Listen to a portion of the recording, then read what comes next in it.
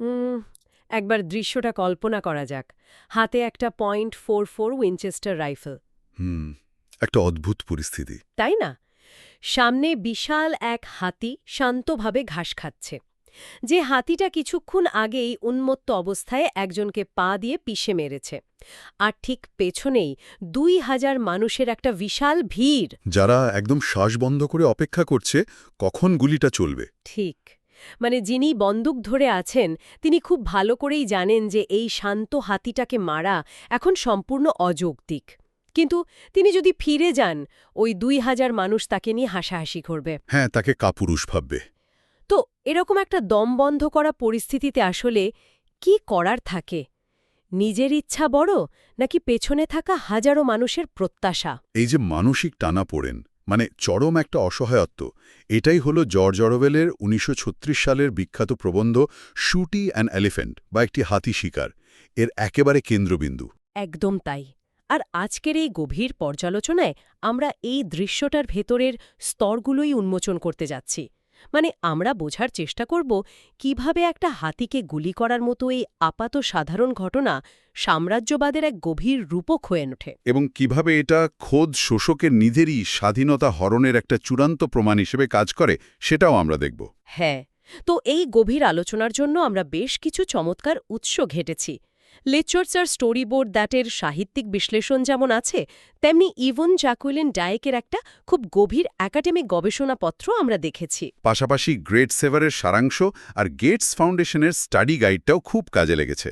আর ঐতিহাসিক প্রেক্ষাপটের জন্য উইকিপিডিয়া তো আছেই। তবে আলোচনার শুরুতেই একটা বিষয় একটু পরিষ্কার করে নেওয়া ভালো।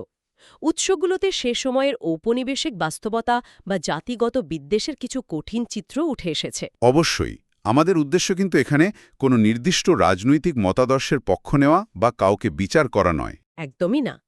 ইতিহাস আর সাহিত্যের পাতা থেকে মূল মনস্তাত্ত্বিক আর রূপক ধারণাগুলো নিরপেক্ষভাবে তুলে ধরাই এই গভীর পর্যালোচনার প্রধান লক্ষ্য।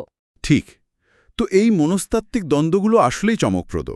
তবে অরওয়েলের এই অসহায় অবস্থাটা পুরোপুরি বুঝতে হলে আমাদের আগে সেই সময়কার রাস্তাঘাটের পরিবেশটা অনুভব করতে হবে। মানে ১৯২০-এর দশকের বার্মায় একজন ব্রিটিশ পুলিশের দৈনন্দিন জীবন আসলে কেমন ছিল। তো দৃশ্যপটটা হল ১৯২০-এর দশকের বার্মা, যা বর্তমানে মিয়ানমার। জায়গাটার নাম মোলোমেন। জর্জ অরওয়েল তখন বার্মায় ইন্ডিয়ান ইম্পেরিয়াল পুলিশের একজন তরুণ সাব ডিভিশনাল অফিসার। সময়টা ছিল ওই ১৯২২ থেকে ২৭ সালের মাঝামাঝি। হ্যাঁ, আর উৎসগুলোর বর্ণনা অনুযায়ী সেখানকার পরিবেশটা ব্রিটিশদের জন্য চরম বৈরী ছিল। মানে স্থানীয়রা তাদের তীব্র ঘৃণা করত। খুব স্বাভাবিক, কারণ ঊনবিংশ শতাব্দীতে ব্রিটিশরা তিনকে যুদ্ধের মাধ্যমে বার্মাকে দখল করে। বাপরে! মানে হ্যাঁ, এবং একে ব্রিটিশ ভারতের একটা প্রদেশ হিসেবে শাসন করতে থাকে। অরওয়েল তো ছিলেন সেই দখলদার শোষক শক্তিরই একজন দৃশ্যমান প্রতিনিধি। তাই স্থানীয়দের এই ক্ষোভটা খুব স্বাভাবিক একটা প্রতিক্রিয়া ছিল। মানে রাস্তায় হাঁটলে তাদের বাঁকা কথা শুনতে হতো। ধরুন ফুটবল মাঠে বার্মিজ খেলোয়াড়রা অরওয়েলকে ইচ্ছে করে ল্যাং মারত, আর রেফারি তখন অন্যদিকে তাকিয়ে থাকত। হ্যাঁ, মানে একটা চরম অপমানজনক পরিস্থিতি। বিশেষ করে তরুণ বৌদ্ধ ভিক্ষুরা রাস্তার মোড়ে মোড়ে দাঁড়িয়ে ব্রিটিশদের সবচেয়ে বেশি অপমান করত। তো এই রাজনৈতিক উত্তেজনার মধ্যেই হঠাৎ করে প্রকৃতির এক অন্যরকম শক্তির প্রকাশ ঘটে। একটা পোষা হাতি শেকল ছিঁড়ে লোকালয়ে চলে আসে। আসলে হাতিটা মাস্ট অবস্থায় ছিল। হ্যাঁ, আর এ কারণেই সে তার মাহুতকে হারিয়ে লোকালয়ে ঢুকে পড়ে। এই মাস্ট বিষয়টা একটু বিশদভাবে বোঝা দরকার। এটা কিন্তু কোনো সাধারণ পাগলামি নয়। আচ্ছা। এটা হলো পুরুষ হাতির একটা বিশেষ জৈবিক অবস্থা, যখন তাদের শরীরে টেস্টোস্টেরন হরমোনের মাত্রা স্বাভাবিকের চেয়ে প্রায় ৬০ গুণ পর্যন্ত বেড়ে যায়। ৬০ গুণ! বাপরে, এটা তো বিশাল ব্যাপার। একদম। এই সময় তারা চরম মাত্রায় আক্রমণাত্মক হয়ে ওঠে, আর তাদের চোখের পাশ থেকে এক ধরনের তরল নিঃসৃত হয়।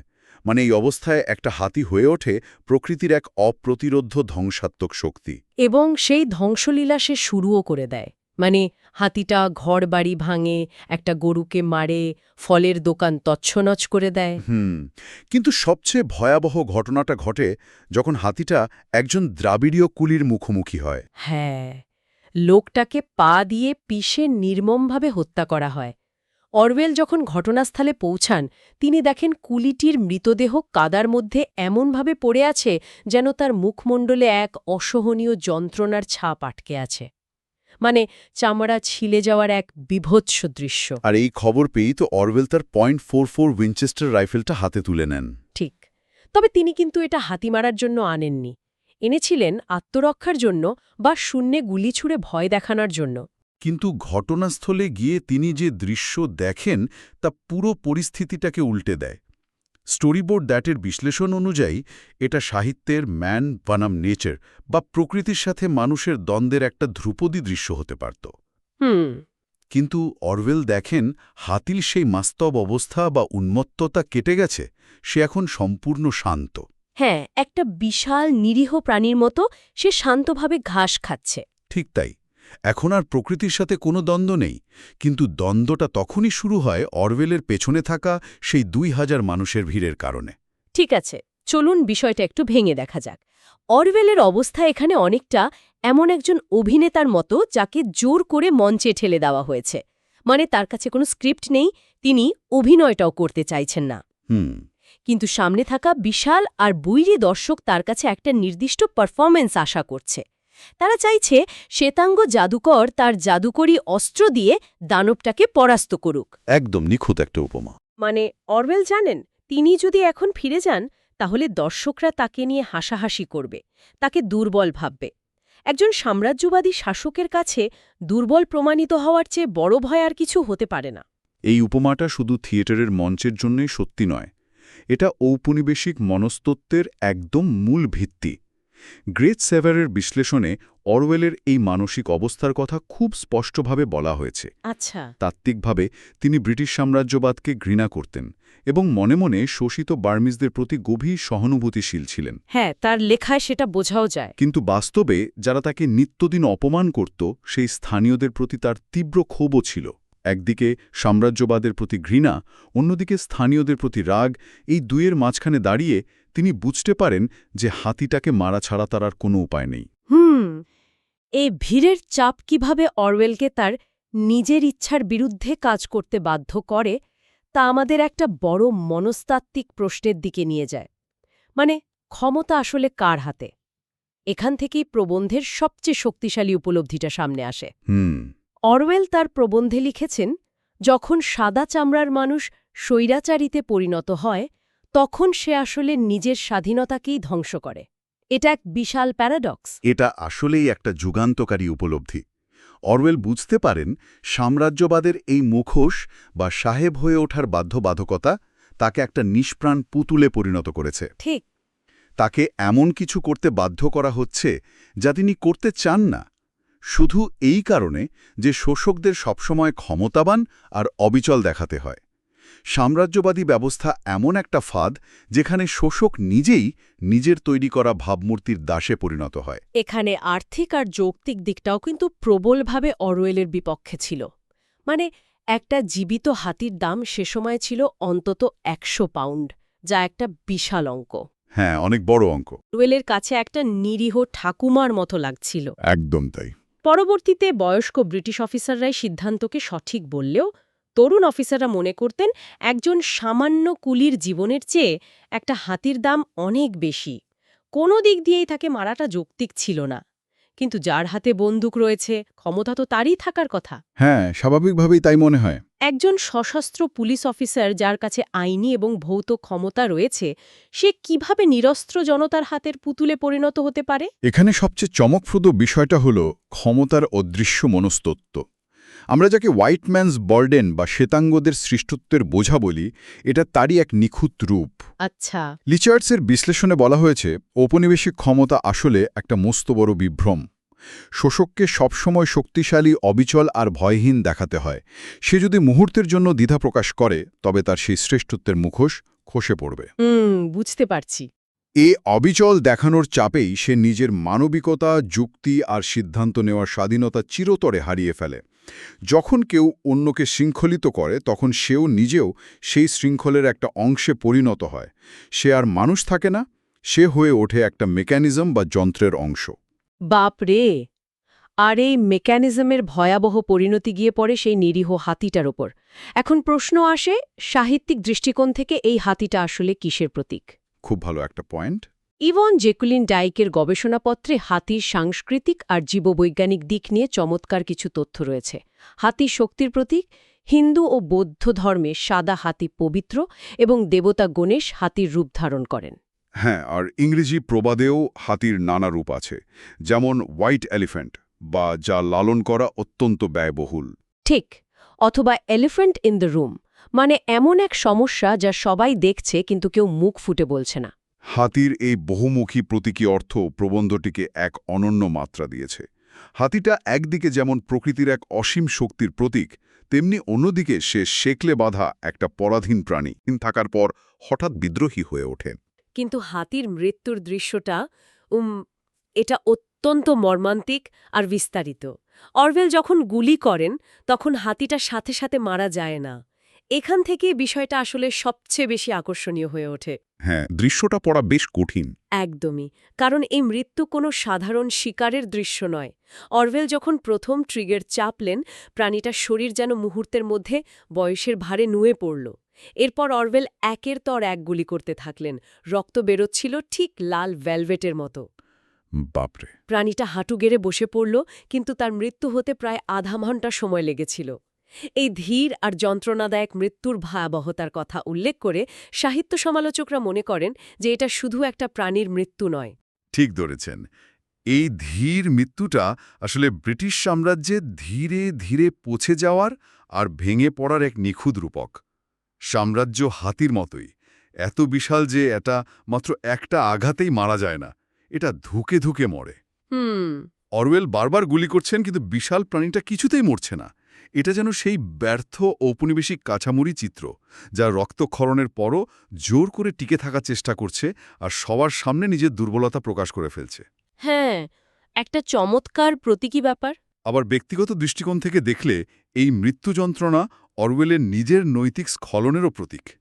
তার বিবেকের দহন এই হাতির মৃত্যু যন্ত্রণার মতোই দীর্ঘ আর যন্ত্রণাদায়ক।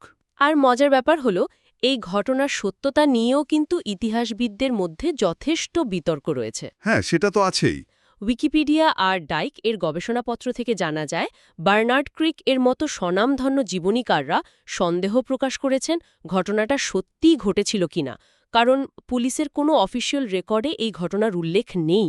কিন্তু অন্যদিকে অরওয়েলের সহকর্মী জর্জ স্টুয়ার্ট বলেছেন, একটা মূল্যবান হাতি মারার শাস্তিস্বরূপ অরওয়েলকে সত্যি অন্য জায়গায় বদলি করা হয়েছিল। হ্যাঁ, আর অরওয়েলের স্ত্রী সোনিয়া তো দৃঢ়ভাবে দাবি করেছিলেন যে ঘটনাটা কোনো ফিকশন নয়, এটা পুরোপুরি বাস্তব। এটি একটি গুরুত্বপূর্ণ প্রশ্নের জন্ম দেয়, মানে ঘটনাটা কি ঐতিহাসিক সত্য নাকি সাহিত্যিক সত্য? ঘটনাটা পুরোপুরি অক্ষরে অক্ষরে সত্য হোক বা আত্মজীবনীমূলক ফিকশনের অন্তর্নিহিত যে সত্যতা বা ট্রুথ, তা কি মিথ্যে হয়ে যায়? একদমই না। সাহিত্যিক দৃষ্টিকোণ থেকে এর উত্তর হলো একেবারেই না। ঘটনাটা হয়তো নথিপত্রে ওইভাবে নেই, কিন্তু এটা ঔপনিবেশিকতার এক নিখুঁত দলিল। এটা শোষক আর শোষিতের মনস্তত্ত্বের যে ছবি তুলে ধরে, তা যে কোনো ঐতিহাসিক পরিসংখ্যান বা তথ্যের চেয়ে অনেক বেশি গভীর আর মূল্যবান। তাহলে এর মানে আসলে কি দাঁড়াচ্ছে? মানে ১৯২০-এর দশকের বার্মার এই গল্পটা বা এর সত্য মিথ্যার বিতর্ক আজকের দিনে দাঁড়িয়ে আমাদের জীবনের জন্য কেন এত তাৎপর্যপূর্ণ? এটা খুব প্রাসঙ্গিক একটা প্রশ্ন। গ্যাটস ফাউন্ডেশনের স্টাডি গাইডে একটা বিষয়ের ওপর খুব জোর দেওয়া হয়েছে, কিভাবে পারিপার্শ্বিক অবস্থা আর অন্যের প্রত্যাশা আমাদের সিদ্ধান্তকে প্রভাবিত করে। ম্যান বনাম সেলফ বা বিবেক বনাম অহংকার, আর ম্যান বনাম সোসাইটি বা ব্যক্তি বনাম প্রাতিষ্ঠানিক নিয়নের যে দ্বন্দ্বের কথা আমরা বললাম, তা শুধু ওই ১৯৩৪ সালে বার্মাতেই আটকে নেই। আমরা যদি একে বৃহত্তর প্রেক্ষাপটের সাথে মিলিয়ে দেখি, আজকের আধুনিক সমাজেও এই দ্বন্দ্বগুলো একদম সমসাময়িক। হ্যাঁ, আমাদের প্রত্যেকের জীবনেই কি এমন কোনো অদৃশ্য ভিড় নেই? সমাজ, কর্মক্ষেত্র বা সমবয়সীদের চাপে, যাকে আমরা পিয়ার প্রেশার বলি, তার কারণে মানুষ আজও এমন কাজ করে যা সে মন থেকে বিশ্বাস করে না। শুধু অন্যদের সামনে নিজেকে সঠিক বা শক্তিশালী প্রমাণের জন্য মানুষ নিজের আদর্শ বিসর্জন দেয়। বিশেষ করে আজকে সোশ্যাল মিডিয়ার যুগে, মানে চারপাশের মানুষের লাইক, কমেন্ট বা অ্যাপ্রুভাল পাওয়ার জন্য মানুষ প্রায়শই নিজের একটা ভুয়া মুঠোশ তৈরি করে। একদম ঠিক। এবং অরওয়েল যেমন সেই মুখোশ পড়তে গিয়ে নিজের চিন্তার স্বাধীনতা হারিয়েছিলেন, আমরাও প্রতিনিয়ত অন্যের প্রত্যাশা মেটাতে গিয়ে নিজেদের হারিয়ে ফেলছি। ক্রিটিক্যাল থিঙ্কিং বা সমালোচনামূলক চিন্তাভাবনা ছাড়া এই অদৃশ্য ভিড়ের চাপ থেকে বের হওয়া প্রায় অসম্ভব। ক্ষমতা বা খ্যাতির মোহ মানুষকে কিভাবে ভেতর থেকে ফাঁপা করে দেয়, এটা তারই সবচেয়ে বড় প্রমাণ। যে মানুষটা ভাবে সে অন্যদের নিয়ন্ত্রণ করছে বা অন্যদের মনোযোগের কেন্দ্রে আছে, সে আসলে সেই নিয়ন্ত্রণের ব্যবস্থারই সবচেয়ে বড় দাসে পরিণত হয়। ক্ষমতা সবসময় একটা বড় বিভ্রম মাত্র। তবে আলোচনাটা শেষ করার আগে শ্রোতাদের ভাবার জন্য একটা নতুন কিন্তু উৎসভিত্তিক চিন্তার খোরাক দিতে চাই। নিশ্চয়ই, কোন বিষয়টা? উৎসগুলোতে একটা খুব অদ্ভুত কিন্তু মর্মান্তিক তথ্যের কথা বলা হয়েছে। হাতিটা মারা যাওয়ার পর মাত্র কয়েক ঘন্টার মধ্যে স্থানীয় বার্মিজরা তার শরীর থেকে সব মাংস কেটে নিয়ে যায়। হ্যাঁ, এটা একটা ভয়ানক দৃশ্য। প্রবন্ধের ভেতর অরওয়েল বিষয়টিকে ভিড়ের মাংসের প্রতি লোভ বা এক ধরনের উন্মাদনা হিসেবে দেখেছেন, কিন্তু একবার ভেবে দেখা যেতে পারে হয়তো এটা শুধু সাধারণ ক্ষুধা বা উন্মাদনা নয়, হয়তো এটা একটা নিখুঁত রূপক। আচ্ছা। ঔপনিবেশিক শক্তির তৈরি করা ধ্বংসস্তূপের ভেতর থেকে শোষিত মানুষদের বাধ্য হয়ে এভাবে বেঁচে থাকার রসদ খুঁটে খেতে হয়। একটা বিশাল ক্ষমতার পতনের পর সাধারণ মানুষ কিভাবে সেই মৃতদেহের অবশিষ্টাংশ থেকে নিজেদের অধিকার আদায়ের চেষ্টা করে, এটা হয়তো তারই এক মর্মান্তিক চিত্র। এটা একটা অসাধারণ দৃষ্টিকোণ। ঔপনিবেশিকতার এই ধ্বংসস্তূপে কেউই প্রকৃত বিজয়ী নয়, কিন্তু ক্ষমতার পতন আর সাধারণ মানুষের বেঁচে থাকার এই মুড়িয়া চেষ্টা ইতিহাস সম্পর্কে আমাদের এক নতুন পাঠ দেয়। ক্ষমতার রূপক কখনোই সাদা কালো হয় না, এটা সবসময় অত্যন্ত জটিল, ঘোলাটে আর অস্বস্তিকর। একদম তাই। আর এই অস্বস্তিকর সত্যগুলোর মুখোমুখি হওয়াটাই সাহিত্য পড়ার সবচেয়ে বড় সার্থকতা। আজকের এই বিশেষ গভীর পর্যালোচনায় আমাদের সাথে থাকার জন্য অসংখ্য ধন্যবাদ। আশা করি অরওয়েলের এই হাতি আর সেই অদৃশ্য ভিড়ের গল্পটা শ্রোতাদের চিন্তার জগতে নতুন কোনো দরজা খুলে দেবে। বিদায়।